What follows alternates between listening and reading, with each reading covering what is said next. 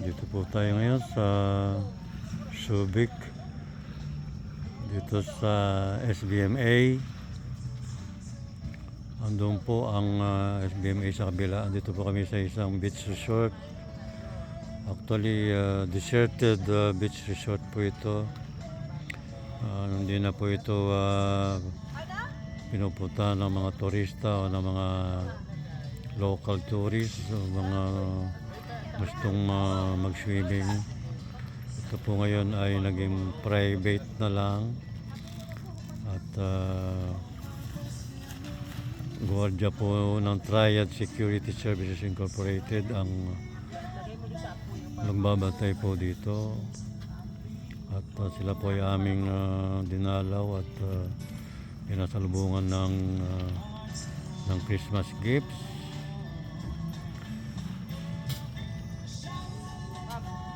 Dito po kami ngayon at nagkakasayahan. May konting inuman. Nandun po sila doon sa may kubo. Ayun.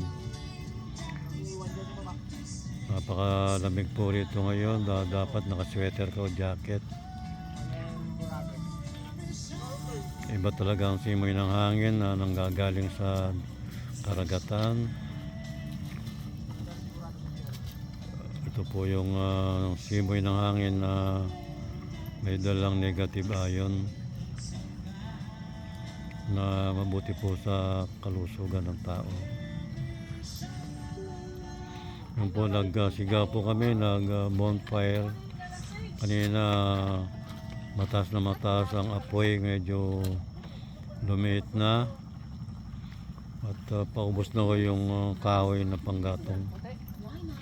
Marami ritong puno ng niyog. Ang napapansin ko lang parang walang mga bunga.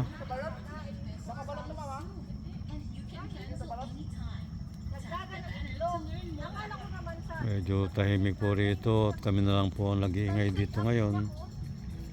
Yun, may kubo-kubo doon na wala pang dingding. Wala pa yatang bubong.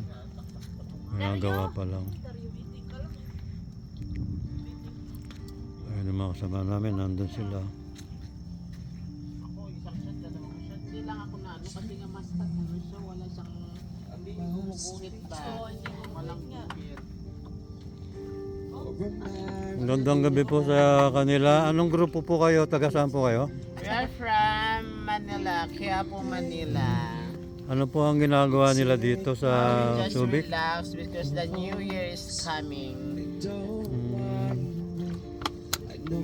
So galing pa po galing pa pala kayo ng Manila. Yes. Pumunta po kami dito kasi nag-deliver po kami ng dilis charon. Oy, meron pa ba kayong natirang dilis charon dyan? Abay, naubos na po pero kung gusto niyo pong umorder, kontakin niyo lang po si Mr. Jess Balinget. Napakasarap po ng dilis charon niya. Wala Wala na po ba? kayong ibang masabi. Nababalitaan ko nga yung dilis charon na yun. Yung dilis charon po ay bagay po dito sa Alhambra. Tingnan niyo po, wala pong natira. Ginawa niyong pulutan yung dilis charon? Opo, talagang masarap. May contact number ba yung sino nga ba yun? Sino yun? Si